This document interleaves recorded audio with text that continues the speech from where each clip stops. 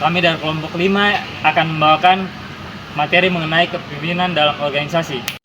Perkenalkan, nama saya Sultani Aji, Prodi S1 Psikologi dengan NIM 141. Perkenalkan, dengan saya Ivana Abrar dengan NIM 12, program S1 Psikologi. Perkenalkan, nama saya Stefan Celako, NIM 145, Fakultas Psikologi. Perkenalkan, nama saya Andronikus Gregory Muragus dengan NIM 142 dari Prodi S1 Psikologi. Perkenalkan, nama saya Muhammad Alfian Ramadhani dari NIM 177 dari Prodi Psikologi Universitas Andika Malang.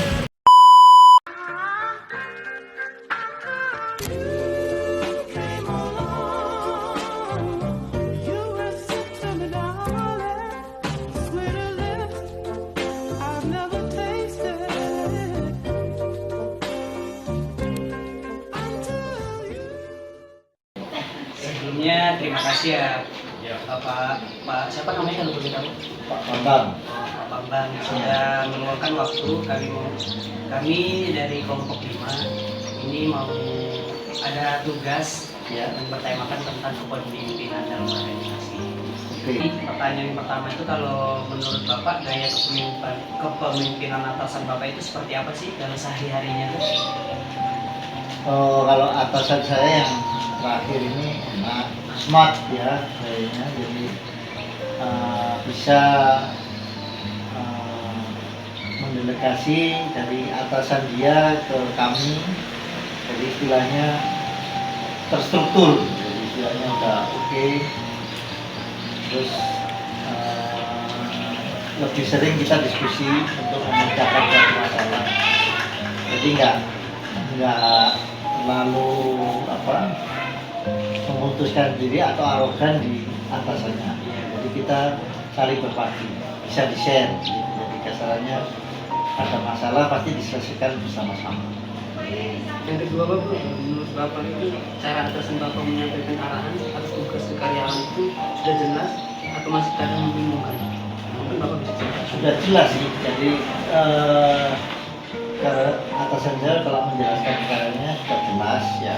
Tapi itu nggak tahu penerimaan masing-masing ya, karena kita ada senioritas. Kayak saya mungkin udah lama ya, mungkin yang teman-teman yang baru kita nggak tahu, tapi kalau menurut saya sudah jelas. Jadi istilahnya step by stepnya udah jelas, jadi mudah juga diterima oleh karyawan tersebut atau termasuk saya. Oh ya, sorry Pak. Tadi kan Bapak mention tentang senioritas di perusahaan. Itu bisa dijelasin seperti apa sih maksudnya dari senioritas? Senioritas itu lama bekerja karyawan. Ya, Gitu. Jadi istilahnya masa kerja. Jadi kalau dalam suatu perusahaan di tempat saya, ini ada senioritas karyawan yang mungkin ada yang sudah 30 tahun, ada 20 tahun, ada yang baru juga 3-4 bulan masih ada. Jadi makanya tadi kalau atasan menyampaikan itu kan penerimaan persepsinya kan lain-lain ya. Itu tadi. Atasannya baru. Atasannya baru. Kalau saya mungkin kan udah lama. Jadi kan udah tahu karakter dari atasan ini gimana. Maka kalau teman-teman yang lain belum tentu juga tahu gitu. Ya. Itu Mas. Oke Pak, kalau menurut Bapak atasan cukup terbuka atau tidak terhadap masukan atau pendapat dari karyawan? Selama ini menurut saya atasannya terbuka. Jadi istilahnya sebelumnya sih waktu baru ya tetap ada penyesuaian ya, ada adaptasi dengan tim ya dari atasan tersebut, atasan saya ini. Tapi lama kelamaan dengan berjalannya waktu, sekarang sudah 1 tahun lebih, ada keterbukaan. Jadi istilahnya tadi sudah saya sampaikan, untuk menyelesaikan masalah perlu di-share dan diselesaikan dengan tim dengan baik. Jadi istilahnya keterbukaan itu penting buat kita di tim.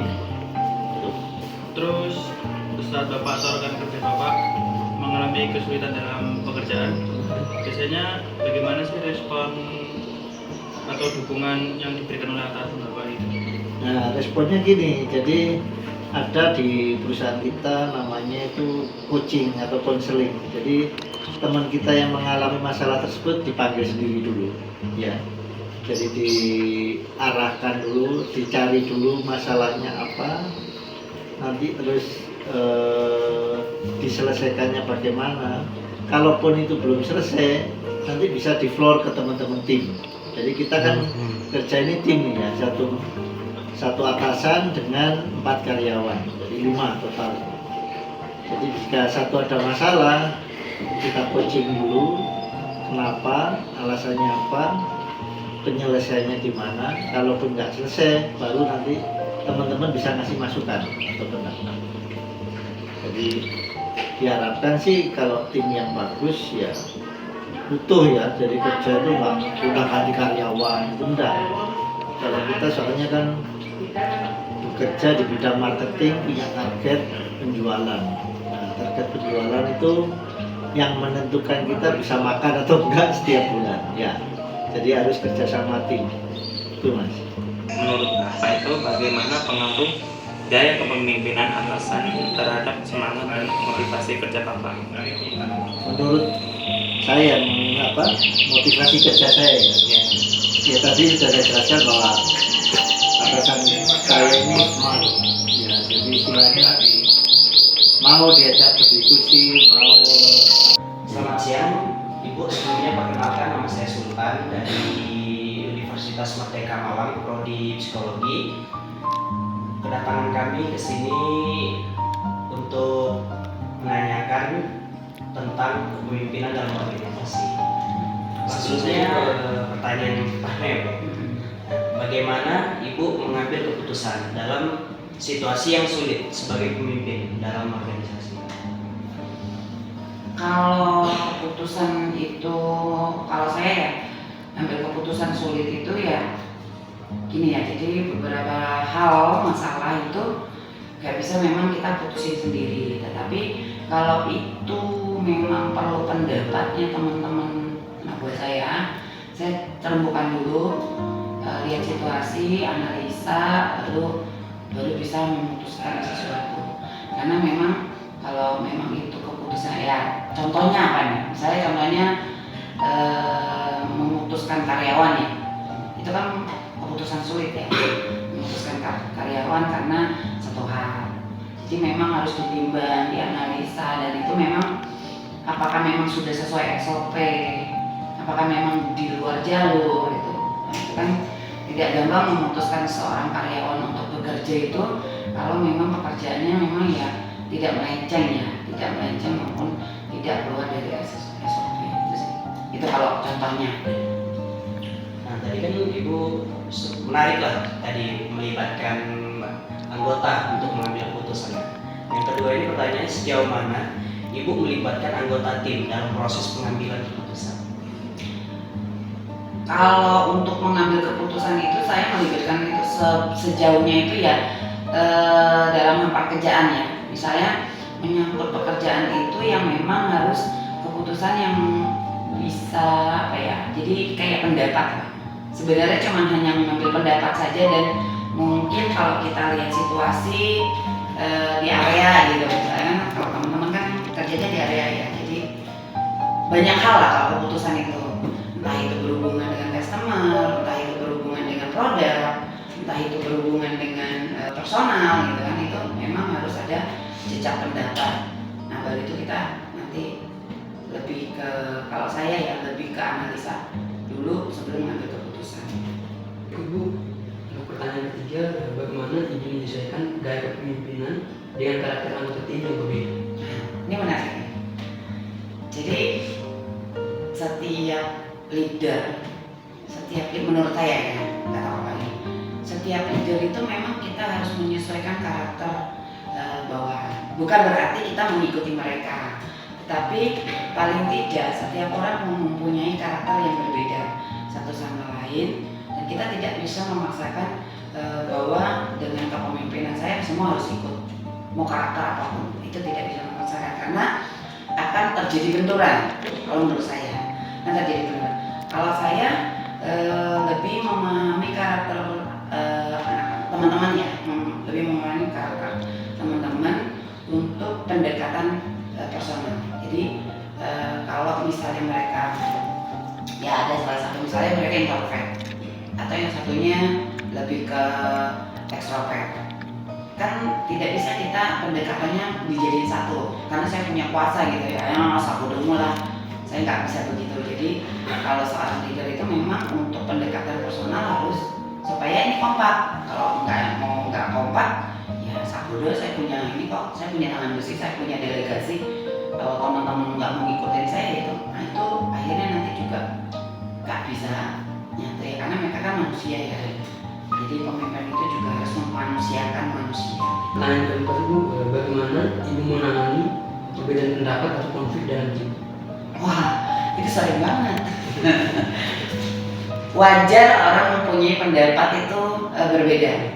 Justru menariknya kalau mereka punya pendapat yang berbeda akan timbul suatu solusi sih menurut aku, karena ada pertimbangan. Misalnya mereka satu, oh Bu gak suka ini, yang satu lebih baik seperti ini gitu. Tetapi memang kalau menurut saya, kalau memang harus dimitingkan atau dirapatkan itu di dalam satu punya masalah di dalam satu tim, tapi paling tidak adalah pendekatan persuasifnya ya, pendekatan ke teman-teman itu. Misalnya konflik lah, mereka melakukan, ada dua orang, satu orang A dan B itu konflik. Saya tidak akan memberatkan satu A satu B, tapi saya akan mendengarkan dua-duanya. Balik lagi, saya akan kumpulkan lagi, meetingkan lagi. Pastikan mereka berbeda ya, karakternya berbeda. Tapi paling tidak kita itu mengumpulkan atau merapatkan itu mencari solusi, bukan mencari kesalahan. Nah itu sih pentingnya ya. Jadi mau pendapat berbeda pun kalau kita mencarinya solusi ya harusnya ada solusinya. Gitu ya. Itu sih menurut saya. Oke, pertanyaan terakhir Bu, apa strategi Ibu dalam memotivasi anggota agar tetap produktif dan komitmen? Strategi. Kalau ditanya strategi itu, intinya gini. Kalau memimpin sesuatu organisasi atau memimpin anak buah ya, kayak saya punya anak buah ada 4 ya. Macam-macam, teman-teman itu punya karakter masing-masing. Jadi kalau secara personal, strategi saya ini motivasinya seperti apa? Motivasi kerja ya, pasti ya. Bener ya? Kalian itu mintanya apa? Motivasi kerja. Yeah. Intinya kalau saya, bagaimana melihat cara kerjanya dulu. Apa yang paling mendasari dia untuk pola kerjanya. Itu sih. Motivasi itu bukan dari kita sih sebenarnya. Motivasi itu dari diri mereka sendiri. Tapi kita hanya mendorong. Leader itu hanya mendorong. Menurut saya ya. Jadi kalau menurut saya untuk strategi, lebih ke menganalisa dulu cara kerja mereka seperti apa, baru ada strategi. Dan lebih menganalisa dulu kemauan kerjanya seperti apa. Kalau kita motivasi saja, tetapi dia juga tidak punya ada kemauan kerja, ya bagaimana mau motivasinya kan? Motivasi itu kan datangnya dari diri sendiri gitu loh. Jadi ya paling tidak yang saya lakukan adalah memberi semangat, memberi penghargaan.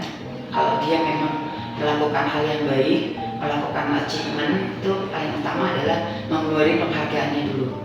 Kemudian memberi semangat dan support untuk kerjanya mereka itu sih, memotivasinya.